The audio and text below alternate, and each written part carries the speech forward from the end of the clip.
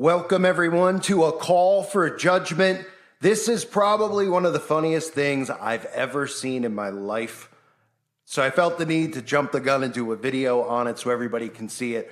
And that is President Biden giving a speech to the quote-unquote free press. And of course, all the articles that came out about the speech were talking about how funny Biden is, how he's got great jokes, how he cracked jokes about his age. But if you actually listen to the speech, you are going to hear some of the funniest things you've ever heard. And it's not because he's cracking jokes about his age. It's because he's flat out lying to everybody in the entire world, talking about this country being a democracy, talking about we need to stop saying that the free press is the enemy of the people, an enemy of humanity, and saying that the free press is a pillar to society. Listen to this speech, because we all know we don't have free press in this country. He talks about how important the First Amendment is. Where is the First Amendment? And of course, he cracks jokes about one of the topics I always discuss, which is exactly how the Communist Party works. Because remember, the woke movement is just a new name for communism, about how they don't need to answer any questions, how they stand at a podium and walk away when the questions are asked, because that's how a dictatorship, communist government works.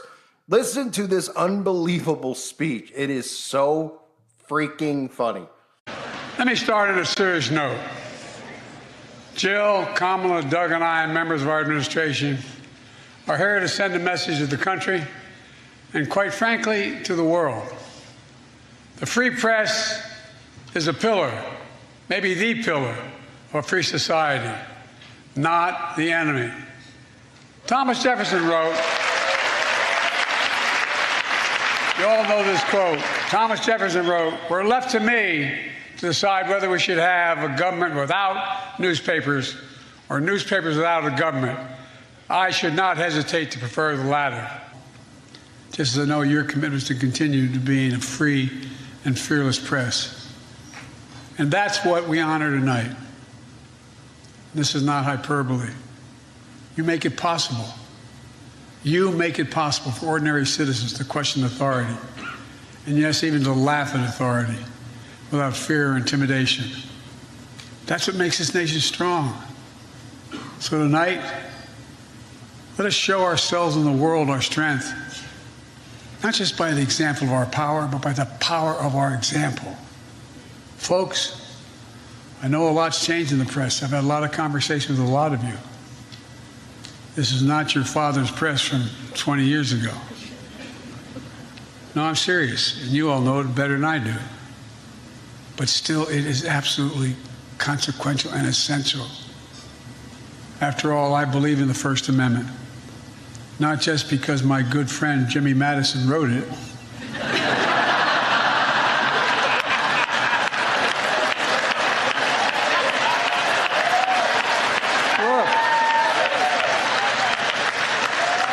In a lot of ways, this dinner sums up my first 2 years in office.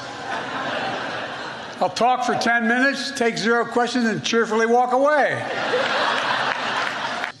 To the truth. The truth matters. As I said last year at this dinner, a poison is running through our democracy and parts of the extreme press. Truth buried by lies, and lies living on as truth. Lies told for profit and power. Lies of conspiracy and malice, repeated over and over again, designed to generate a cycle of anger, hate, and even violence. A cycle that emboldens history to be buried, books to be banned, children and families be attacked by the state, and the rule of law and our rights and freedoms to be stripped away. And we're elected representatives of the people are expelled from state houses for standing for the people. I made clear that we know in our bones, and you know it too, our democracy remains at risk. But I've also made it clear, as I've seen throughout my life, it's within our power, each and every one of us, to preserve our democracy. We can, we must, we will. I'd like to make a toast, seriously. At this inflection point in history, let us commit that we'll be a nation that will embrace light over darkness, truth over lies, and finally, restore the soul of the nation. Hear, hear. So the opposite could not be more true for anybody with a brain. This shows you how hive-minded our society's become. If liberal people are actually listening to that and actually think that what this guy is saying is true, they are out of their minds completely. They're actually acting as if free speech exists in this country. It only exists for communists, aka Democrats. And the best part was probably him saying that the press makes it possible for ordinary citizens to question and laugh at authority without fear of intimidation. Are you joking me? So the question is, who decides who the free press is? Oh, the CIA, the FBI, and our government agencies, which are all one and the same, this satanic government that is in place. And if you question them, and you question these beta female males on television who have no scrotums, then you are labeled a threat to a democracy that doesn't even exist, because in a democracy, you can question everything that's happening. Why is it that only some of us can't question it? Why is it that they're so hell-bent on silencing all of us as if it's communist China? Because it's communist America. That's what it is. And the illusion of a free press that they convince these hive-minded liberals actually exists when it doesn't. Now, the Bible told us all about exactly what's occurred in this speech and exactly what's going on in today's world. In Isaiah chapter 5, verse 20, woe to those who call evil good and good evil, who put darkness for light and light for darkness, who put bitter for sweet and sweet for bitter. Notice how he used those terms at the end of the speech, where he was literally talking about good and evil. These people could not be more wicked. And over the last few years, I've been shocked at how open they've started to become with their psychological operations to admitting truth. When we saw Joe Biden admit to talking about, oh, these people think we drink baby's blood, just the fact that they're even bringing it up just shows you how scared they are and were. So they're creating this illusion because, again, democracy is no longer in place. They have to create the illusion that our democracy is being destroyed, and it's going to be blamed on conservatives and Christians for everything that happens, when in reality they are sabotaging our society. They're sabotaging our food chain. They're sabotaging all of our freedoms, all of the Bill of Rights, all of the Constitution. They're sabotaging on purpose. And then they're telling these people who are liberal that they're the ones who are oppressed, that they're the ones who are victims. When in reality, they're being fully protected by the government. Anybody calls out their perversions or any of the acts that they do that are just despicable and disgusting, you just get labeled racist and hateful, and you get thrown off the internet. You know, I'm Italian, so I grew up with this mindset that you never, ever mess with a person's family. You never mess with the way that a person earns a living to take care of themselves or their family or the people around them that they care about. That was always my mindset. I never thought I'd live in a world where they literally won't allow you to work if you don't take a certain thing that they wanted you to take in your body, or live in a world where if you have a difference of opinion, they will take your income away. And other people would want that. When all this stuff started, we were all talking about, wow, they're going to take away free speech. They're going to take away monetization. And then they literally started doing that. And I thought to myself, well, there's no way that people who are liberal would want to see people lose their jobs, because who would want to see somebody lose their job or lose their income? Because that's how they feed themselves and feed their family. Oh, no, I was dead wrong. I didn't realize how hive-minded these people were. They are living in an alternate world, literally, where they actually think that they're the ones being silenced and they're the ones being oppressed, when all of us are the ones who are silenced. All of us are the ones who are oppressed. Could you imagine if somebody like PewDiePie got thrown off? Now, I'm not the equivalent to PewDiePie, but just imagine if PewDiePie got demonetized and then kicked off of YouTube. What a big deal they would make, right?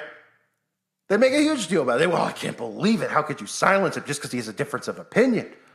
See, these people are allowed to speak because they're going along with the communist agenda, the communist manifesto. They're pushing the perverse. They're pushing a world of lies because they've been indoctrinated so deep and so hard by the government, by the school system, that they literally believe everything they're told. We have a world that they literally force something upon everyone where people actually lost their jobs if they didn't do it. And then they came out and said, a year later, it actually doesn't work or prevent any of this stuff, but you should still do it. And these people still defended it. That is mind control that is so thick that it is irreversible for these people. So now we're at a point where the president of the United States comes out, talks about free press with a straight face, and these people actually believe it. And then the mainstream media reports in the speech, and the entire thing they report on is how funny he is about his age and how he's running again. And there's no mention of the fact that they talk about the people in the press, which saw those puppets in that room, all those losers that would never be there if they didn't go through the Tavistock Institute and they weren't pushed through the CIA. They're all agents. It's the only reason there's no talent. They're all insecure on the inside, which is why they silence voices that go against them. Because if they ever put someone like me on MSNBC to argue with one of these people, I would bury them alive on the spot. You literally would hear them crap their pants with me on there. And that's not me patting myself on the back. I don't have an ego. I barely have any self-confidence. Okay? I'm just telling you that's the way it is if you put me on a platform with one of these people, because they can't debate.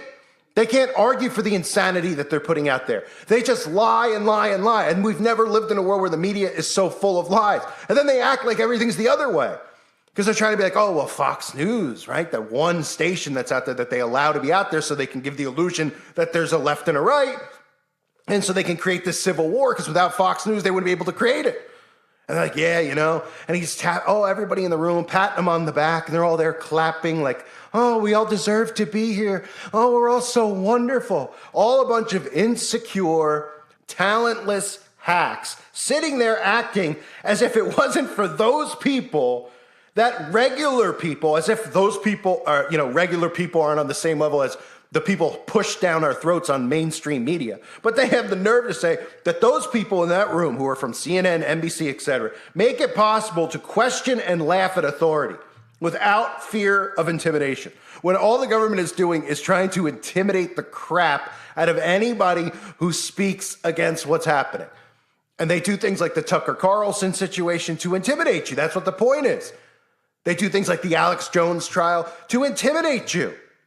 To say, man, I better stop, or I might get sued for questioning an event that occurs without any evidence. How dare I? Only these people can question it because these people are selected and put there. And of course, they're smarter than we are. They're real journalists. We're not. I don't consider myself a journalist. And we all know that none of those people are journalists who are out there. They're peddlers of lies. But the fact that they have the balls to sit there and say that it's the press in that room that makes it possible to people to question authority, as if anyone in that room questions anything about the communist Biden administration or the Obama administration 2 terms prior, actually, because of them, doesn't have to fear intimidation. When our own government is assaulting its citizens, it is taking away free speech, it is taking away the right to bear arms, it is taking away the right for parents to have any say in how their children are educated in schools. And then they go, book burning. Well, the only books that we see banned and removed are the Bible. That's the only book we hear story after story. I covered it 6 years ago. The Bible was considered the most dangerous the most dangerous book in America. That libraries should ban it. Where are we at now? Right? It's only a matter of months before they start coming out and saying, the people out there wouldn't be hateful and all that stuff if the Bible wasn't out there. You don't see where we're headed towards, this massive persecution? The fear of intimidation. We're going to demonetize you. We're going to defund you. We're going to send the IRS to your home. These are the things the government's doing. And then they sit there and with a straight face, they tell you that. It is that was one of the funniest things I've ever seen. It is so hysterical that we actually live amongst people who stood and applauded in that room, which of course they did because they're agents. But in the comment section, there are people who are like, that's my president. That's Joe Biden. I mean, they are so brainwashed, living in such an alternate universe. I have no sympathy for the majority of these adults who sit and applaud this stuff. I have sympathy for the children who are born in the households of these liberals, these communists. who aren't going to get to learn about God because they're going to silence every one of us who tries to show them the truth, because we counteract what they do. I counteract what they do. All of us do. Whether it's your posts on Facebook or social media or the videos that I make, if you share them and then they take them down, it counteracts them because we're a bigger threat to them than anything out there. We don't have to threaten them with violence and all these things they pretend that's happening with these right-wing CIA events that they create, these patriot events. No, our voices are our sword, our weapon, and they fear it more than anything because they know that people like me and you can get through to the youth out there. And then the youth are the ones they have to brainwash into this communist, satanic government that is already in place. What an absolute joke. I thank everyone for being here. Let me know what you think in the comment section below. Absolutely incredible. God bless all of you and your families.